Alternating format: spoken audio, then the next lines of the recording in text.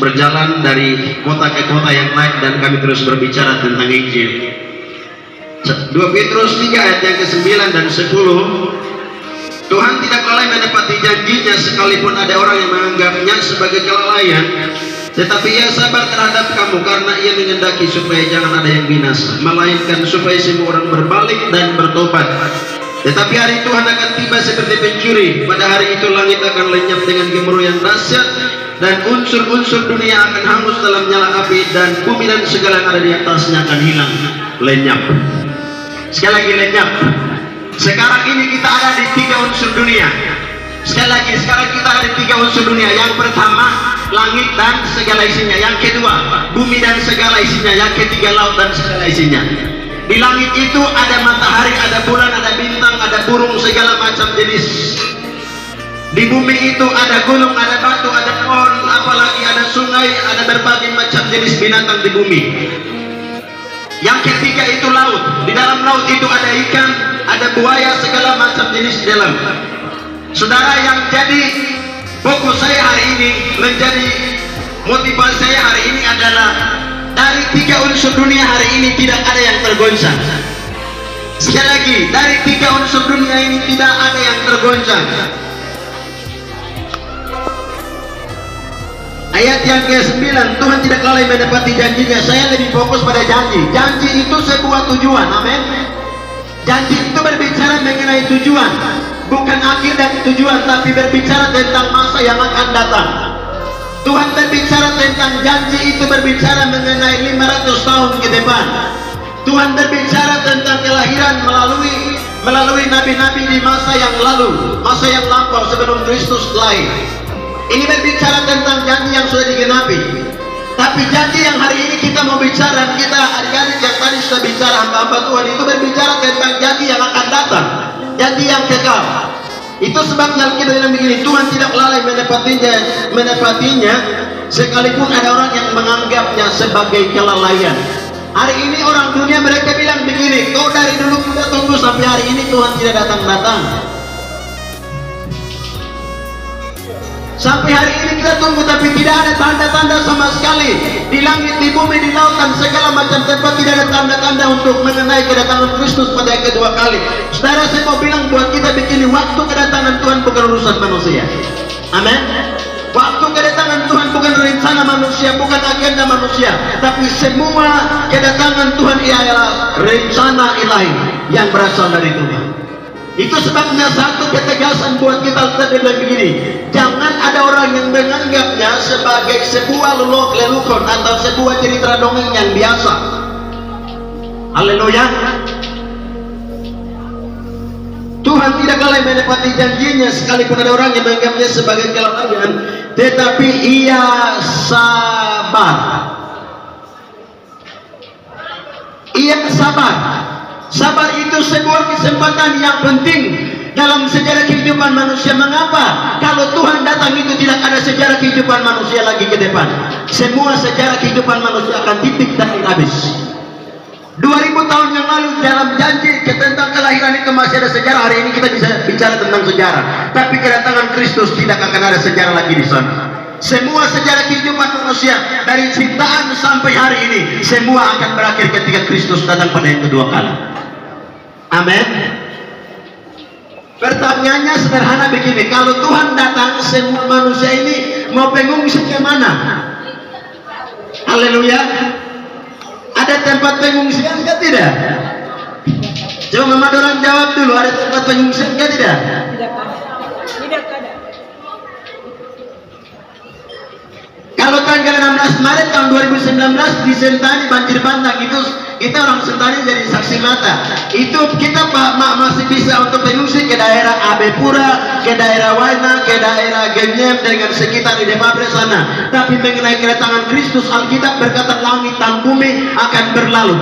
Berarti segala sesuatu seisi dunia ini, baik yang di langit, di bumi dan semua yang ada dalam dunia ini akan hilang dalam sekejap mata. tetapi orang-orang yang percaya kepada Tuhan, mereka akan bersama dengan Tuhan gak selamanya.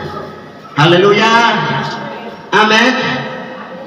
Tapi yang saya sayangkan hari ini ialah orang yang tidak percaya mereka punya tempat pengungsiannya di mana. Haleluya.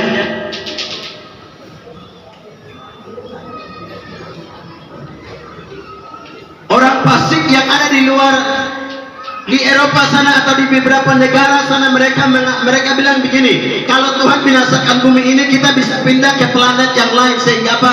Mereka tembus dengan pesawat jet dan mereka bikin rumah di atas planet-planet di ujung bumi atau keluar bumi, keluar angkasa. Tapi yang anehnya mereka tidak mengerti kalau planet, seluruh planet dunia ini Tuhan yang ciptakan dengan cara berfirman.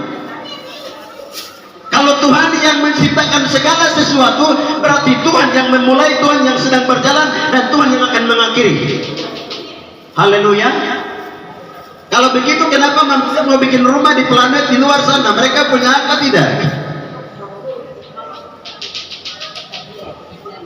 Tuhan tidak boleh menepati janjinya sekalipun ada orang yang menganggapnya sebagai kelalaian. Tetapi ia sabar terhadap kamu karena ia mengendaki supaya jangan ada yang binasa. Yesus bilang begini, banyak yang dipanggil tetapi sedikit yang dipilih.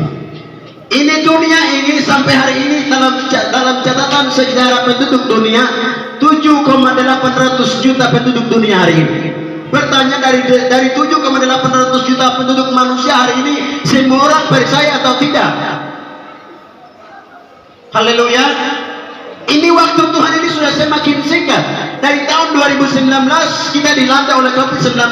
Setelah itu mereka merubah satu sistem yang namanya sistem, mereka bikin sebuah sistem dari pemerintah untuk semua orang yang terbang kemana-mana harus melakukan antigen.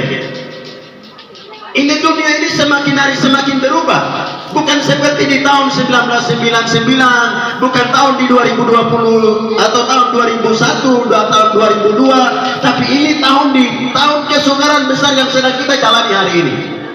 Haleluya. Itu sebabnya ketika kita masuk dari tahun 2019 sampai tahun 2021 itu, kita dari tahun 2019 masuk di tahun 2020, mereka bikin satu aturan yang baru untuk semua orang antigen untuk bisa terbang kemana-mana. Mau ke Biak, mau ke Serwi, mau ke Manokwari, mau ke Wamena, mau ke Oksibil, semua orang diperintahkan untuk antigen. Setelah masuk dari tahun 2021 menjelang tahun 2022, mereka rubah lagi dari antigen ke vaksinasi. Semua orang yang vaksin saja yang layak untuk terbang ke mana-mana. Sampai hari ini saya masih di Jayapura. Saudara perhatikan baik-baik. Tetapi ia sabar terhadap kamu karena ia mengendaki supaya jangan ada yang binasa. Ini biasa, ini bukan binasa, ini bukan berbicara tentang nanti masuk di penjara 5 tahun, 10 tahun, 20 tahun baru nanti dibebaskan, tidak. Ini kebinasaan yang kekal. Haleluya. Kebinasaan yang kekal untuk selama-lamanya, bukan 1-2 hari lalu dipindahkan lagi, tidak ada. Kekal untuk selama-lamanya. Haleluya. Itulah sebabnya saudara yang diberkati oleh Tuhan Yesus Kristus. Terus selanjutnya dia bilang begini, mengendaki jangan ada yang binasa, melainkan supaya semua orang berbalik dan bertobat. Semua orang. Dengar, kita garis bawahi semua orang. Kalau semua orang ini dia tidak pandang status, mau kelas pejabat kah, mau kelas pengusaha kah, mau kelas masyarakat biasa kah, mau kelas orang miskin kah, yang besar tua miskin semua kah, semua orang Tuhan rindu untuk berbalik dan bertobat kembali kepada Tuhan. Amin. Tuhan tidak butuh uang kita untuk kita bisa kasih kepada Tuhan. Hari ini manusia mereka bilang begini, Bapak mau kemana? Ke sembahyang. Yo, saya kasih uang 50.000 untuk Tuhan.